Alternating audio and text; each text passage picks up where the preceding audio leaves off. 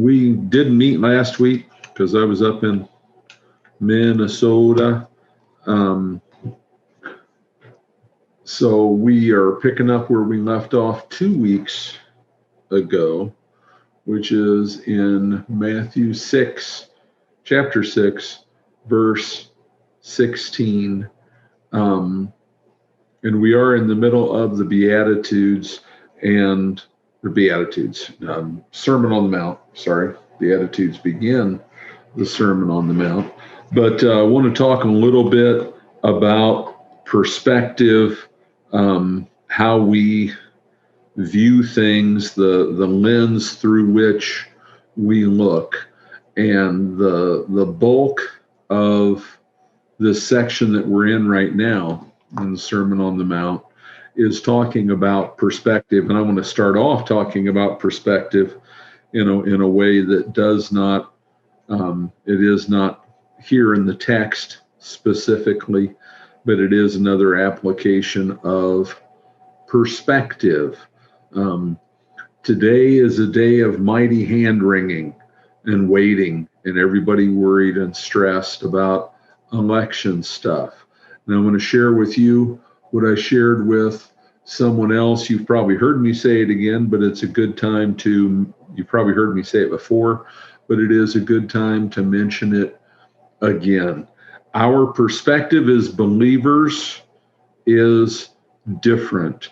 And the more in tune we are with our God and who he is and what he's doing, what his plan is, what his plan has always been, the way he has always worked, then that should enlighten the way we look at this world. And so I will throw out this statement, which may sound, I don't know what it'll sound like, but I think it makes, I know it makes sense. Paul never spent a single minute worrying about who was emperor. He didn't write about it. He didn't reference it. He didn't wring his hands. It didn't matter. It didn't matter because Paul knew this world is not my home. Paul, who talks in Ephesians 6 about our struggle is not against flesh and blood, but against the powers and principalities in the heavenly realms, the spiritual forces in the heavenly realms. That's cosmological terminology. And that doesn't mean that to what degree we can do things to improve our world here, that we shouldn't do that. But I do think it's important to understand that the rulers of this world are not the people you see in suits and ties or pantsuits or whatever. They're not. They're not. The rulers of this world are the dark lords, just as it was in Egypt, just as it was all over the place, and still is today. And they call the shots. So just perspective. And especially as we see this world spinning down, and as we see, and remember, evil and darkness, same thing. Darkness has no substance. Darkness is a lack of something else. It is a lack, a privation of the light. It's when it is lacking. And as the light of the gospel has decreased in this world, and the proclamation of that truth has decreased in the world, the darkness advances. The light burns down and the darkness advances, and the creepy, crawly, scary things that are there advance. We need to understand it for what it is. And as long as we are in the light, we're all right. We're all right. That is our perspective. That is the way we need to look at things. Jesus is in control. In the book of Revelation, all the things that happen, those 4 sets of 7 seals, 7 trumpets, 7 bowls, on and on. It makes it very clear God is in charge of all of that. He's the one in charge. He's not responsible for the evil, but the fact that his angels are the ones who are pouring out the bowls, sounding the trumpets, etc., opening the seals, makes it clear he is the one who is in control. So on this day after the election day, I thought it appropriate to talk about that since we are talking about perspective here in the Sermon on the Mount. And so again, the Sermon on the Mount is about, if you were to give it one theme, it is telling us how the believer, that's us, walks in the righteousness that Christ has given us. It's not my righteousness, it's his righteousness. God made him who knew no sin to be sin for us, so that in him we might become the righteousness of God. That's how it works, okay? In the Sermon on the Mount, he's teaching his children, his followers, the believers to whom he imputes his righteousness, how we live in that righteousness. And as it starts off with the Beatitudes, it's completely different than the way it appears. Nothing in this world is as it seems. That's the start of the Sermon on the Mount. Nothing in this world is as it seems. The things that matter in this world do not matter in relation to the eternal. They do not matter as regards our mission. So our question needs to be, or better, for this section that we're in, a directive that we receive is what you do unto the Lord. What you do, how you live, how you spend, how you work, how you raise your kids, how you be there for the other people in your life. What you do unto the Lord. Because if you're not doing it unto the Lord, you're going to go off track. You're going to go askew. And you're going to wonder why you're doing these good things, why you're doing all the right things, but it doesn't seem okay. Your life doesn't seem in balance, or whatever terminology you want to use. So he started off in this chapter relating that to giving to the needy, blowing a trumpet so everybody knows this is what I'm doing. Look at me, I'm charitable. Well, if your goal is to be rewarded by other people acknowledging what a wonderful human being you are, guess what? You've received your reward. You got it. You got it. But what those people give you can't fulfill you. What those people give you doesn't really matter.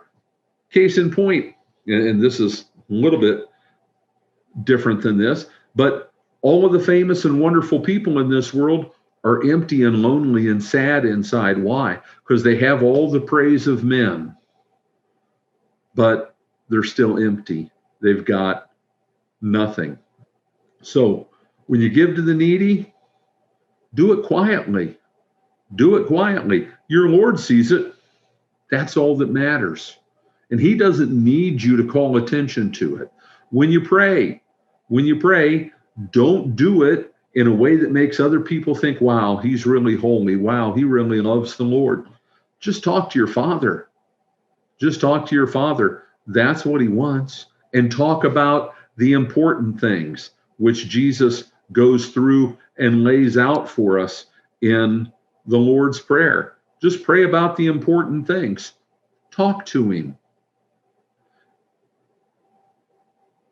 And when you forgive, you're not forgiving for their sake.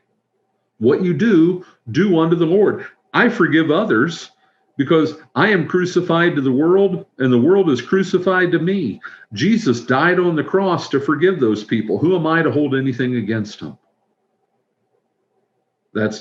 I'm viewing it in the perspective of how does this relate to my Lord and the righteousness he gives me and how he gave me that righteousness.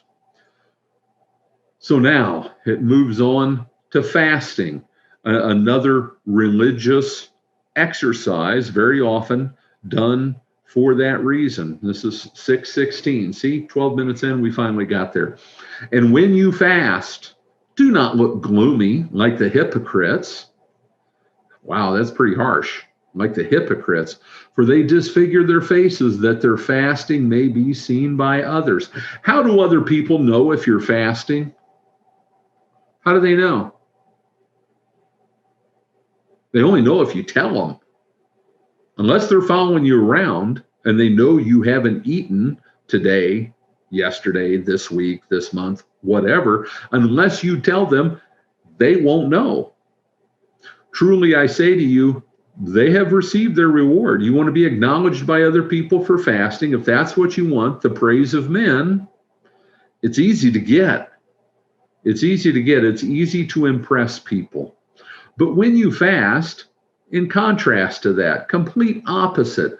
When you fast, anoint your head and wash your face, that your fasting may not be seen by others, but by your Father who is in secret. And your Father who sees in secret will reward you. We want the blessings that he gives. And we could talk for some time about fasting and the different ways that it was used, but we're not going to go into that. That can be a little side study if you are so inclined. I just opened this program and it's jumping all over the place with my mouse here. It drives me nuts. Okay, so we move on. Lay up treasures in heaven. Think about the way you think about money. Think about the way you think about wealth, the way you view it, the way you use it, the way you rely on it, okay? And compare it with this and look at what it is that Jesus warns against. And I can't tell what's in other people's hearts. When I do know that when I preach most effectively and I'm laying down the law, so to speak, do you know to whom I'm laying down the law? To me, because I know my own sin. I know my own sinfulness. I know the depravity of my heart. And if I want to understand depravity, if I want to understand sinful rebellion, if I want to understand selfishness and all those ugly things, I don't have to look any farther than my own heart, because that's where it is. I can understand it. And if I understand that, then I've got some insight into the struggles that other people have. You notice how I phrased that. I referred to it as the struggles that other people have, because I don't want to understand my own sin and then be a hypocrite, and Jesus talks about this, and go to fix everybody else like I've got it all figured out. No, we're all broken. We're all weak. We're all weighed down with our own sinfulness. And so we have our struggles, okay? And the scriptures show us clearly that everyone had those struggles. David had those struggles. Saul had those struggles. Solomon had those struggles. On and on and on. Moses, Abraham, we all have struggles because of sin. It makes us weak. We're imperfect. We are flawed. And so we need to heed these warnings because they come from the Lord who understands us. He knows the way we were supposed to be. He knows the way he created us, and he knows what we are now as fallen and yet redeemed sinners, struggling as we all together spend our 15 minutes here in this brief existence crawling toward the lamp of the light of his truth. And it's his word, his truth, that shines on us and shows us these things. It shines on us and we see our own sin. It shines ahead and shows us the way we are to go. So Jesus warns us. And notice here, he's not beating anybody up. He's admonishing. There is concern here because he knows where it goes. No one understands better the deceitfulness of riches than Jesus, and he talks about it all the time. Do not lay up for yourselves treasures on earth, where moth and rust destroy and where thieves break in and steal, but lay up for yourselves treasures in heaven, where neither moth nor rust destroys and where thieves do not break in and steal. For where your treasure is, there your heart will be also. Treasure. Think of the concept of treasure. When you think of treasure, what do you think of? You think of a chest. When you think of treasure, what do you think of? You think of a cave with Aladdin's lamp, right? That whole myth of Aladdin and the lamp and the genie is about what? It's about the corruptive force of avarice and greed and how appealing it is to us. Like a moth, mentioned here, like a moth is drawn to the light that will destroy it. So we are drawn to these things, the stuff of this world. And if you think about that, what did Adam and Eve choose? They chose this world. They chose to make their own paradise here. It's all deception. It's all a lie. It's all empty. It brought nothing but, well, death. But that is what they chose and what they pursued. But when we think of wealth, treasure is something that you store up. It's something to just enjoy because you have it, because you can look at that balance and see how big it is, see how much it is growing. We think that we've got all this stuff, and so we're okay. And there was the parable Jesus tells about the man with the barns, the big barns. He had amazing production from his crops, and so he tore down his barns to build bigger barns. They were filled, and he said, well, I can relax, rest easy, soul, because you're taken care of. And God said to him, you fool, tonight your soul, this very night, your soul is required of you, and what will become of all this stuff? We need to work very hard to look at wealth, material things, as simply tools, God's going to provide for us. We're going to get to that very shortly if I ever get moving here. God's going to provide for us. He doesn't want us to worry about that. He doesn't want us to think that we're laying up treasure for ourselves. Now, does what I'm saying here go completely contrary to everything the world teaches us? Yes. Who rules this world? Who also knows the corruptive, deceitful power of wealth? Yeah, the Lord of hell, who runs this world and all of his minions, okay? Because all of it is garbage. It's all junk. It all disappears. It all goes away. My mother will soon die, and nothing is going in the casket with her that's going on to the next life, like all these other religions teach, where all this wealth goes in a tomb with them. Nothing's going with them. Nothing's going with them. The thing about John Rockefeller, that he died and it took the accountants 100 years, or took them a year to count up all his wealth for tax purposes and all. And somebody asked the head accountant, how much did JD, John David Rockefeller, leave behind? And I always figured that accountant is a Christian because he said all of it. He left behind all of it. Anyway, for where your treasure is, there your heart will be also. Where do you want your heart to be? Where do you want your heart to rest? I want my heart to rest in the one who, if need be, can provide for me miraculously, who can cause blessings to come to me. So my eye, interesting picture here. And it's talking about the same thing, treasure, perception. The eye is the lamp of the body. So if your eye is healthy, your whole body will be full of light. Think of your eye. How does light, how does perception, how do you the way you understand this world, first and foremost, it comes into your being, into your consciousness through your eye. What do we'll talk about, man, I was down the other day at the car lot and I set my eye on this whatever. Or I was wherever at the gun shop for me and I saw this, I set my eye on that. What am I talking about? I want it. I marked it as I got to have that. I want to figure out how I can get it. What do I have to do to achieve that treasure, that thing that I think is going to bring me joy and happiness? So the eye is here.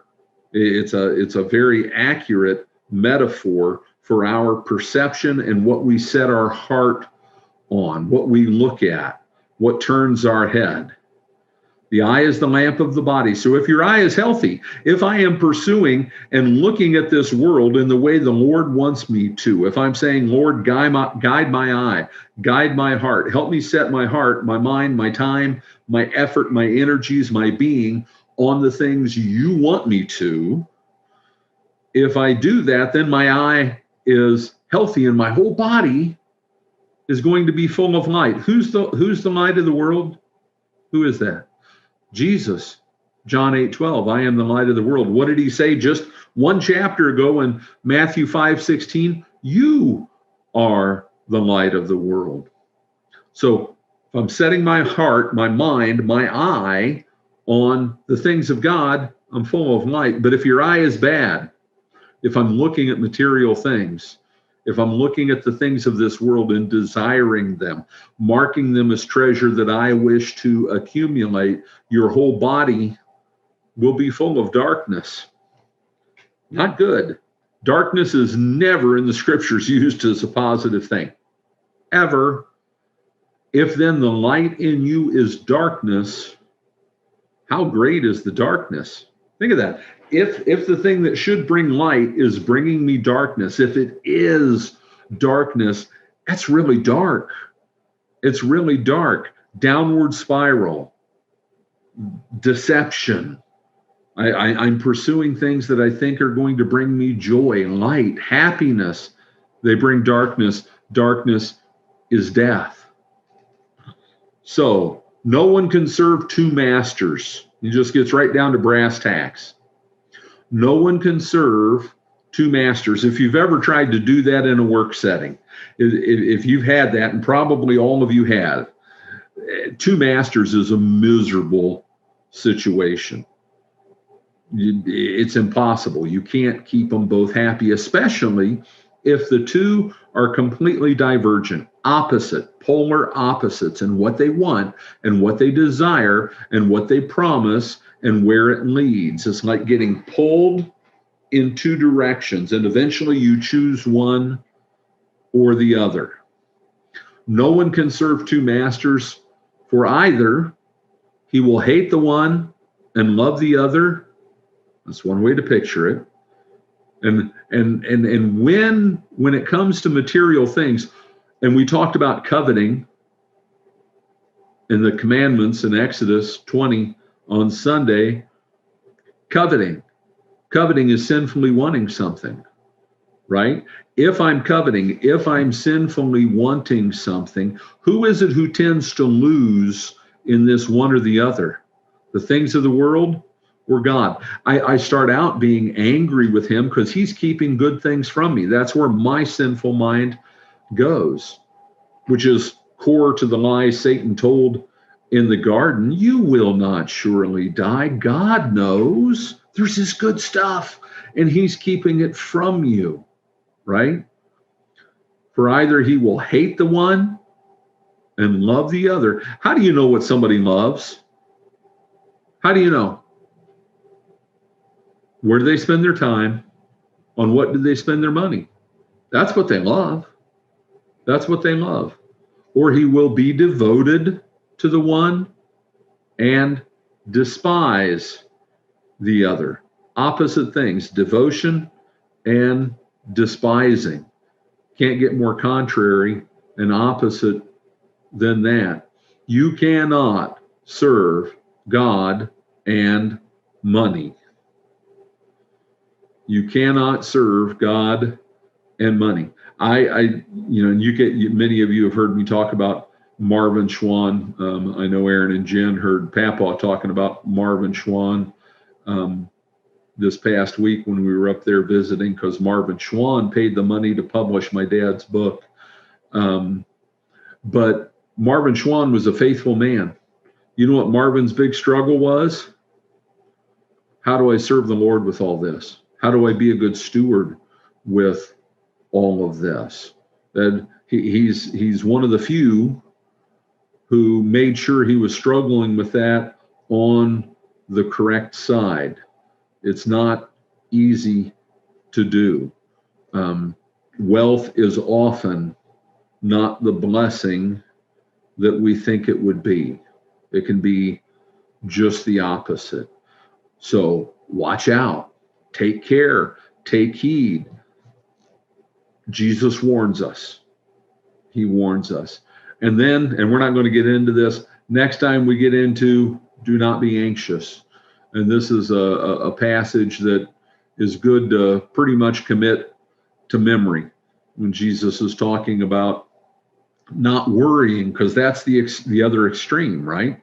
I'm treasuring things up. Sin is so multifaceted. It's so corruptive. It's so deceitful that it can mess us up on both ends of the seesaw. We're either struggling with loving money and wanting more and more and more, or we're struggling with, I'm worried about how I'm going to pay my bills. I'm fixated on it. It's troubling me. It's keeping me up at night. And Jesus is going to address that. But I don't know if I've ever seen a particular sinful struggle that we have, a struggle with our weaknesses that doesn't come at us from both ends. We get surrounded by it, and anywhere way we turn, we can struggle with it. We can struggle with wealth from the perspective of thinking that I earned it from myself, and I'm just so wonderful and hardworking and industrious and frugal and whatever else, and that can be a sinful attitude. It's really hard when it comes to wealth in this world to keep our heads on straight, and that's why Jesus gives us so many warnings about it. All right. We are going to stop there because a half hour goes awful daggone fast. So thank you to everybody who was watching on YouTube. Hope it was a blessing.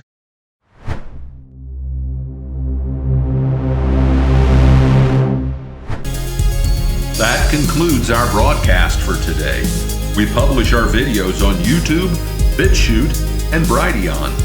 We hope you enjoyed this video, and if you did, please give us a like or a thumbs up. We invite you to subscribe so you can continue to receive our content. Also, please consider sharing this video with others.